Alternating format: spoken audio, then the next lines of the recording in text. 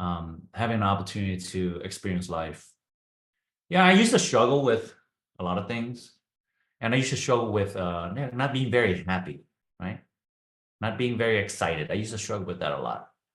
And I think some of you guys feel the same way. Like when we're chasing, like we always get excited when we're chasing something new, but then we don't get excited after the new thing is here or, after you've gone through it. It's like, it's not fun anymore. So we all heard of this shiny object syndrome, and it probably happened to everyone here. All of you guys probably have that feeling. When you keep seeking another opportunity or seeking something new, but you never satisfy or feel happy. So I remember when I exited my business after like 6, 7 years of dedicating my time, my energy, my focus every day. Literally, that's what I did, Monday through Saturday, sometimes Sunday as well. I was a workaholic, so I enjoy working. And I remember like one time when our automated system broke, and I literally had to sit at home on my computer printing out 1,000 labels in that single day. And for us, our priority was we got to get the orders out no matter what. And I was like, man, the system's down. Now we have to manually print all these things. This sucks. But I did it anyway till 3 in the morning. So I really put my time into this business. As I'm growing this business, I put in a lot of energy, and there was a lot of challenges. But when this thought of exiting the business, at that time I was excited, happy, and a little worried. Just sit on this for a moment. Imagine that you did everything with this one focus, which is this thing that you're doing, right? This one thing that you've been doing at your job, at your career, whatever you're doing, you spend a lot of time doing it. You get very good at it, this one thing. Then suddenly you just stop doing it. Like it's like you jump to another job. So it was early morning. I came to my office. It was my last time, so hopefully nobody saw me. I didn't want to have these sad goodbyes. I didn't want I didn't want them to be like, "Hey, why are you leaving?" So our office normally opens up at like 8 a.m. Central Time, and I would show up a little earlier to open the door because I felt like that was a responsibility of mine. We have general managers opening the door sometime, but majority of the time I will show up because I show up with everybody. So I'm up like 7 a.m. And it was a Friday. I knew it was one of the last Friday I had. I would never be back at this office ever again. So, our contract been signed after some, negotiation, months of negotiation. We agreed to stay on for 1 year to transition our management over to the new owners. And then finally, after the transition period, I had to step out. Because it was a 1 year thing. I don't want to be there. It's kind of awkward. It's like, when are you going to leave?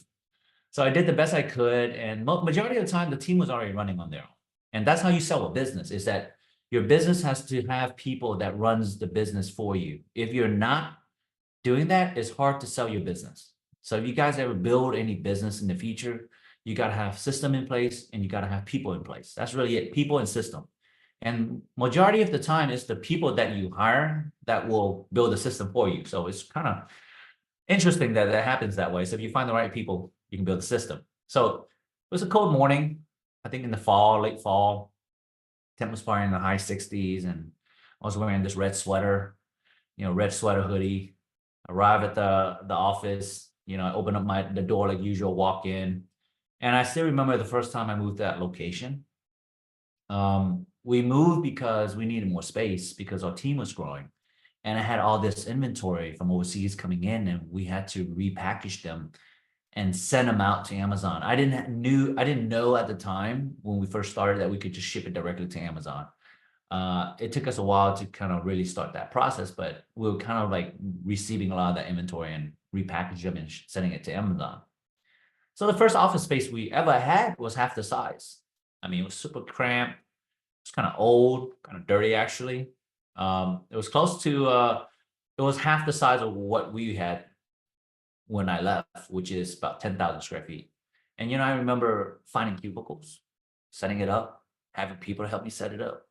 Finding office desks, setting those things up, setting computers up for the team, and just having my teammates set up my name tag, and they spell my name tag wrong too. They spell my name wrong, but I just left it there because I was like, I didn't notice until the day I left. So, it's kind of funny. On the day I left, I took a picture. I'm like, wait, they spelled my name wrong this entire time. It was kind of messed up. But yeah, I remember, doing all of this, growing this business and setting everything up to help it grow. The management system, the inventory management, office computers, security cameras, setting up a meeting room. It was pretty nostalgic, right? Because I probably would never see this place ever again. So today, that day was just a reminder that those times that I spent is ending. Time to move on. So I went inside, pack up all my stuff, laptop, notebook, any other miscellaneous item, any things that I gathered over the years, junks and a bunch of random stuff. I put them in this small box, and then I walked around the office, took a couple of pictures, and pretty much just said goodbye before everybody come. And they're like, "What are you doing?" Before they start asking me, "What am I doing?" Because you don't want to disrupt your business by telling them I'm leaving, because the first thing they'll ask, "Am I getting fired?" Because you don't know if the new guy is going to come in and start firing everybody. So honestly, those time growing the business were the most challenging, but I remember the most fun time I've ever had. After I exit the business, I did not figure out what to do next. I was inexperienced. I didn't know what to do next. So I felt lost and I felt unhappy. Everything I did after that was pretty unfulfilling and just unsatisfying. And the whole time I was completely lost, which is weird. You would think that you'd be super excited. So I have money in the bank. I don't have to work essentially for the next 15 plus years if I invest my money right. And obviously don't waste your money. Like if you ever met a lottery winner who never earned their money, most likely they have a very high chance of losing it all because they end up throwing it away, spending on something silly, giving it out to people freely and not knowing how to manage it. So why was I not feeling happy or filled? Why? I started to realize that I didn't see progress. So it made me feel unaccomplished. It made me feel kind of like a failure in a way. It's like, what am I accomplishing? What am I making progress on? Because I had left the business that I was like really just devoting myself to growing and scaling up and solving all these problems. But then after that, it was nothing else. So the ideal life I had set out, like I thought about, was like, oh, traveling, going out to eat all the time, hanging out with friends, partying. Now that was unfulfilling, a lot of partying, a lot of drinking. That was not a fulfilling because you can't really measure that kind of growth, right? Because half the time you're just kind of in a limbo. You're just hanging out with friends. So for most of my career, I was really focused on growth, money, problem solving, results. And, all of that created this life that I dreamt of. But now I have no business, no team, and nothing to solve, no problem to solve. There was no goals or progress. Now everybody's different, I know. Most of you guys can relate, and some of you guys might not. But if you're feeling stuck right now or feeling unsatisfied, this could lead to lack of happiness or fulfillment. So if you relate to this, if you're feeling stuck right now, you can probably raise your hand if you're feeling stuck. Raise your hand if you feel stuck. Some of you guys might feel stuck, right? Some of you guys. You can have amazing careers, but you feel stuck, right? It's like, how can I feel stuck when I just exited a $60 million a year business? Like, you think I would be excited, but I was not. The excitement only lasted for a short period of time. Like buying a new car. Whoever bought a new car before? The thrill of searching for a new car and then sitting in this new car. It smells nice. They have new car smell cologne. So they probably spray it in your car. Maybe you bought a used car and they spray it in there and it smells like a new car. So there's a new car smell. And every time you smell it, you're like, oh, this smells like a new car. So if you guys want to have that new car smell and you're still in your old boring car, go buy that cologne, spray it in your car, you have a new car. So anyone here, you guys know what I'm talking about.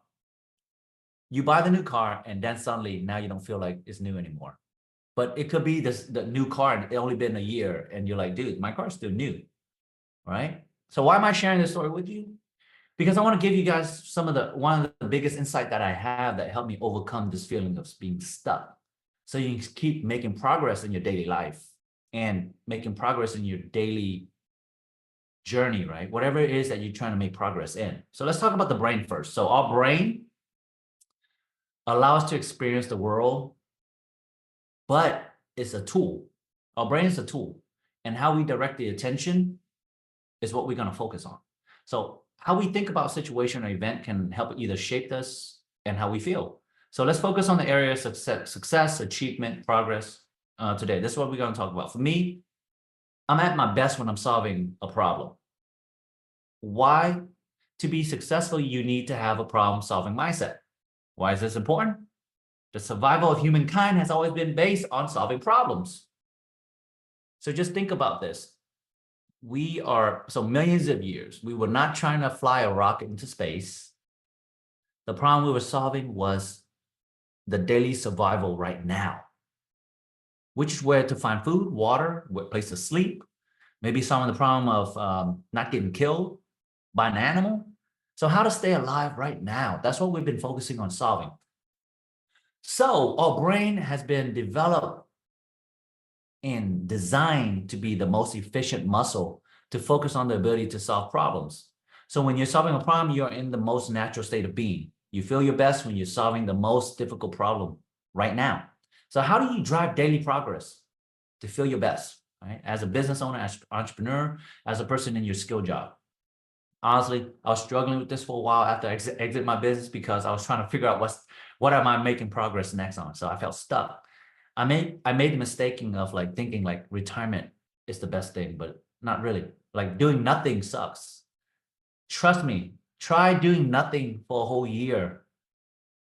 You're gonna be like, this sucks. This is boring. Like you can only drink so much mimosa in front of the beach. You have to find something that you solve. So over time, this feeling of not making progress started brewing into a feeling of insecurity and self-doubt.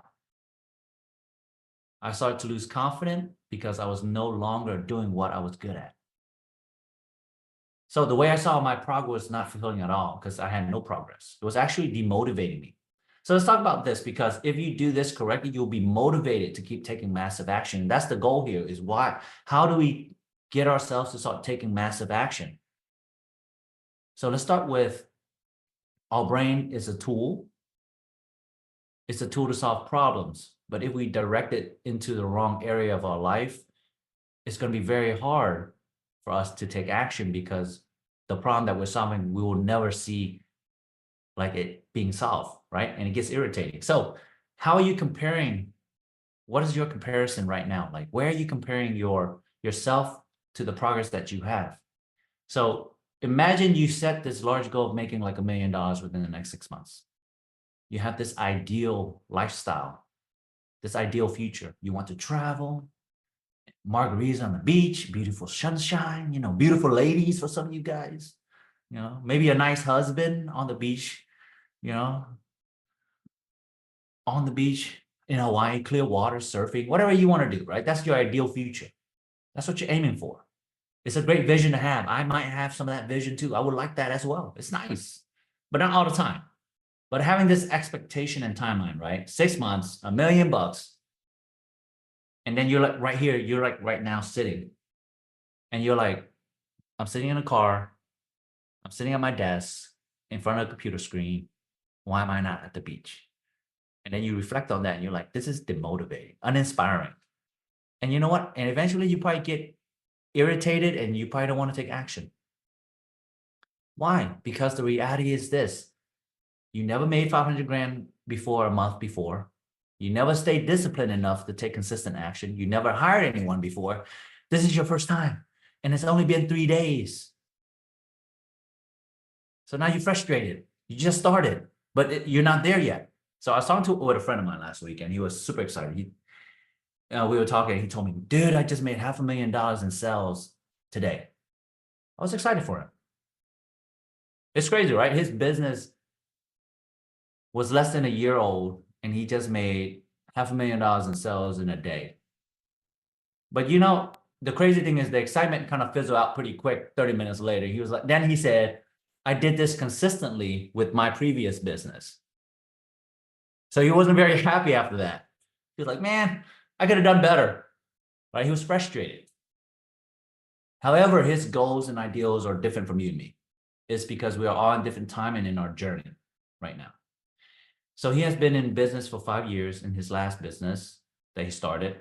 He had experience in this industry for 10 plus years since he was 18 years old. So this guy's been hustling in the same place for 18, since he was 18.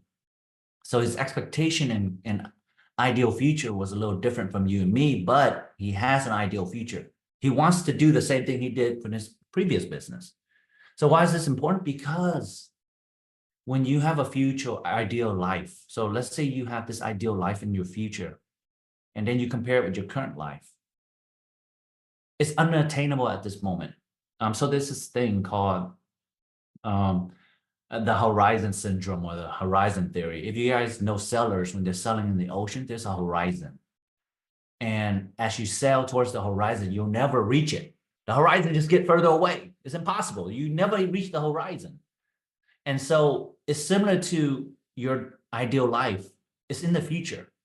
It's this big thing, this big dream that you have that's in the future that you will never get there because eventually you'll have something bigger and bigger and bigger, right? The goals will get bigger and bigger and bigger. And then it gets you to be frustrated. And you know what? When you get frustrated, you're unmotivated, uninspired, you don't want to take action. So measuring your current life against this unattainable ideal future that you have, ideal life that you have, will cause frustration, lack of motivation, and feeling of doubt. So I'm not saying don't have dreams and visions. You got to have those, right? 10 years out, 15 years out, 5 years out, whatever it may be. But if you spend all your time in the future, all your energy, all your focus in the future, you're not going to be very happy. And you're not going to be very satisfied. You're not going to be very fulfilled. You're not going to be very motivated. And then eventually, you're not going to take any action towards it because it seems so big and so far away. So what my key point in all of this is that you have to learn how to use your brain to focus the attention on what is important, which is the problem right now, not a future ideal self. So your problem is right now. Because why? We live right now. We don't live in the future. We don't live in the past. We live right now. So how do you measure progress? That's really important because when you know how to measure progress, you know how to make changes, or you know where you are. So who here like being compared to? Raise your hand if you like being compared to. So I don't see a lot of people raising their hand.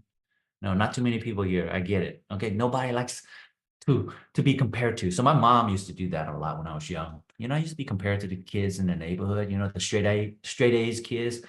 Like there's some kids that were straight A's. They were better at sports. They were prettier. They were skinnier. Some kids were just skinnier than me. And I'm like, dude, I don't know what happened. I just ate too much hot dogs when I was young because that's all we could afford. So, she was comparing me a lot. That used to get me upset and mad because I didn't know these kids. But imagine if she did the opposite.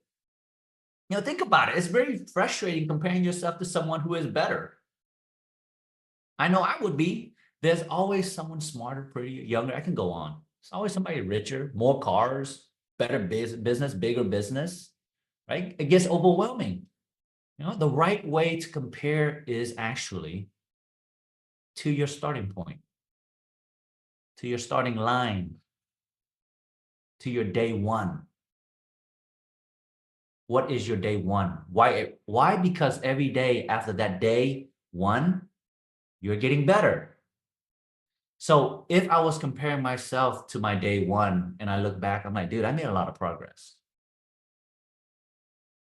I made a lot of progress because of that. So imagine my mom had just be like, hey, she compared me to a kid that was slower, uglier, fatter, maybe. I don't know, not as smart. Dude, imagine like, dude, you're so much smarter than this kid, right? You're so much smarter. Charlie, you're so much better than this kid over here. You're so much taller than this kid. He's so short. Like, imagine how much confident you'll be, right? Imagine if you were so much better, right? Like, Alyssa, you're so much prettier than that girl, right? Gabriel, you're so much smarter than that kid over there, right? Imagine that, right? You have a better smile than that guy over there. Like, just imagine if your mom or dad did that for you when you were growing up, or somebody did that, you feel more confident. You're like, all right, man, I'm gonna smile more. Like, dude, you work so much harder than the other kid. And you're like, dude, I am? Okay, I'll work harder. So the most important thing is knowing where to compare yourself to, which is yourself. Yes, I know, like, we're so used to comparing ourselves to other people, comparing ourselves to other people on social media, compare ourselves to maybe our teammates. But at the end of the day, they don't have control over you and you don't have control over them. The only thing you can control is yourself. So how do you measure your progress? I just explained where to start, which is day one. So you got to be specific. So let's talk about setting the right goals for this year. Let's talk about actionable things you can do right now. If you guys we're all here because you guys starting this online journey, you're starting your own business, whatever that area that you are right now, whatever's part of this journey you're in, let's start setting the right goals. So let's say if you're in the research phase, it's just the goal is finding a winning product.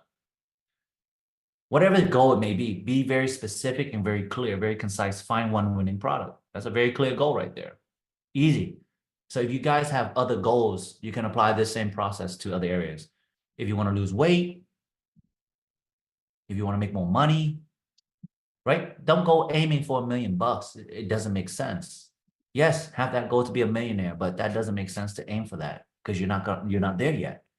You have to develop the skills that's required to be that person to make that money.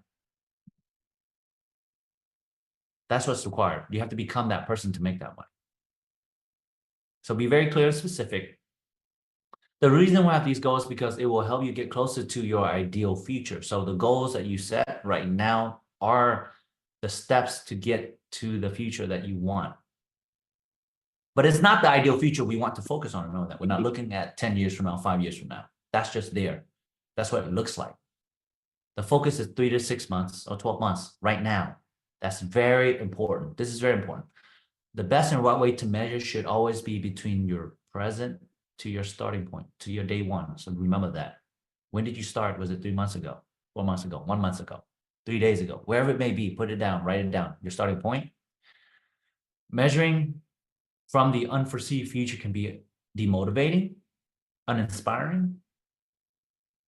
It's going to get you to not take action because you're going to be frustrated half the time. So I know product research could be the most boring and fun thing to do, but that's where the money is, right? Our goal is to be able to do the boring work. The boring work is where we make money.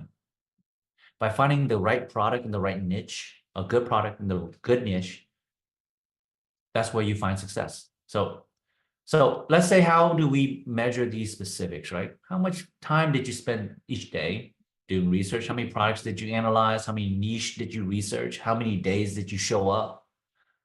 How many sales per day did I make? So you got to be very specific. Those are just examples. You guys can have more specific because I don't know each one. Each person is different. Each person are in a different stage of the business journey.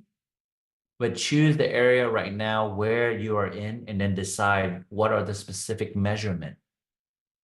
So the key point for you to start taking action on. So you already have your ideal life that you want. That's great. We all do. Hopefully you guys all did your vision board, right? Everybody did. That's your future. We all here. We done that. I got one too. But that's not what I'm going to focus on because that's not going to get me to where I want to be. The action I take today, right? We live in the now. Let's summarize this, okay?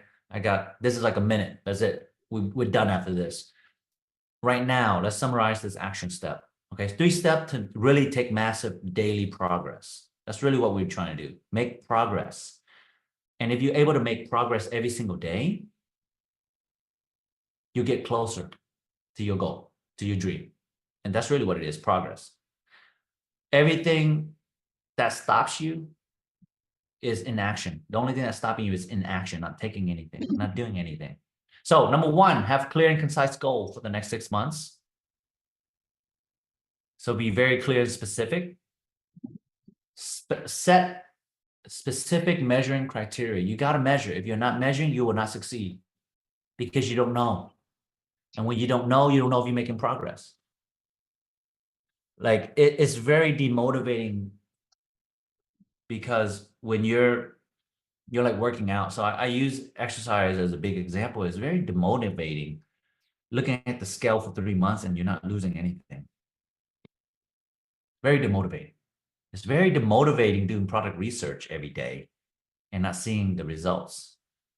But because the results is finding one winning product, but measuring might not be, your measuring method might not be the right method, right? So measuring for me would be showing up. Am I showing up at the gym consistently? Am I eating right? Or for product research, it would be, did I show up every day? Developing that consistency, you have to be specific.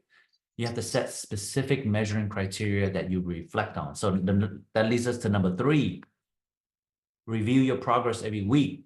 So you want to review progress on your specific measuring criteria, such as, did I research one niche per week? Write it down, like check off the list. Did I did this at least once a week? Did I analyze 3 product idea? Did I select 2 potential product per month? Did I present 3 potential product to a CSM or to a coach this month per month, right? You got to be very specific. If you're not specific, you don't know your progress. This is in your personal life, in your business life. This is not just a thing that you do in your business, setting up, goals, setting up specific measuring criteria, and then reviewing them. If you don't review, then you don't know progress. I would think that people teach this in school more often, but they don't tell you why. They just tell you, hey, make good grades in school, make an A in school. They don't tell you why you need to do it, or they don't tell you how, right? Taking tests is a test of your progress. That's really it. Progress report. I remember that progress report. But sometimes I don't feel like I was making progress at all. So because the criteria was totally different. It was an A and B. Like, okay, great. A and B, I didn't do so well, right? They could be more specific about it. So the last thing is review your progress every week against your starting line. Your starting day, your day 1. Review your progress against your day 1. When did you start? What day did you start? When did you write it down? Remember that day 1. What does that look like? Dude, it gets painful. Like I remember, so here's an example, relationship. I remember breaking up with my girlfriend, my ex-girlfriend. Dude, first day was hard. Second day was hard. And then 6 months later, I got a new girlfriend. It wasn't that hard anymore, right? Just kidding. But that's the same thing. Like every day you got to make progress. Every day you got to make progress, and you got to start from the day 1, man. And the truth is, you look back to day 1, you're like, man, I was terrible on day 1. I was clumsy. I was clunky. I wasn't great. But man, day 60, look at me now. I'm on it. I'm more consistent. I'm more focused. I'm showing up. And consistency is just about showing up on a regular basis. It's not about being perfect. It's about being better. So the purpose of this is to move away from you being frustrated to a place of inspiration. Right? You guys ever been to a personal development seminar? And like all the energy, all the excitement, and you're like, yeah, I want to do this. Yes, I'll go home and crush it. You're so inspired, right? You want to take action right then, right now, because people telling you all these great things, like you can do it. God got a plan for you. You feel great. You all energized. You go home, you take one action, and then next thing you know, you forget. The next day you stop. How can you succeed doing that? No, that's short term. But if you're always inspired every single day, the goal is to be inspired every single day by solving the biggest problem that you have today. And then the progress will show up. And then through that progress, you want to keep taking more action, right? Nobody wants to keep taking action when they don't see progress. That's the hardest thing in the world. It sucks because you feel like you're not good enough. You feel like you're not great at it. You feel like you're not getting better. You don't want to keep doing it. You want to give up. But that's where the plateau is, right? You feel like you're at a plateau, but actually that one more step, that one more action, that one more day could be the one that really tip you off to the next level. There's a lot of people that get stuck at product research. But once they get past product research, everything else moves real quick. Everybody gets stuck on finding the product, but man, after that, it's just moving fast. Because the hardest part has already been done. So there's so many areas in your life, in your business, that's hard in the moment. But when you compare it to your past starting day one, you'd be like, man, this is not as hard because I'm better. And the act of taking action every single day will create that momentum to get you closer and closer to your goals much faster, which gets you pretty much closer to the ideal future that you're looking for. And that's all I want to share today, because, you know, I don't want you guys to keep focusing on the future, because when you focus on the future, it's a problem that you can never solve, because your future is always changing. Your ideal is always changing. This version of yourself is always changing, right? Dude, I always envision that I have a six-pack right now. Okay? That's not happening. I'm 37. I got 2 kids. I'm not hitting the gym 8 hours a day, okay? I'm not doing that. I don't have that kind of level of, you know, time or commitment to get a six-pack. And my wife don't really care if I got a six-pack, right? All she cares about is that I'm home and I'm present. That's all that matters, not a six-pack. If she did, she would have left me a long time ago. So, like I said, that's the you got to know what you're focusing on, because the ideal future that you got is unachievable. I'm not saying it's unachievable, but it's unachievable right now because it's always changing. So focus on making progress by comparing it to your day one. That's the most important thing I want you guys to take away. I don't have anything else. I just want to share that with you, and hopefully that was helpful.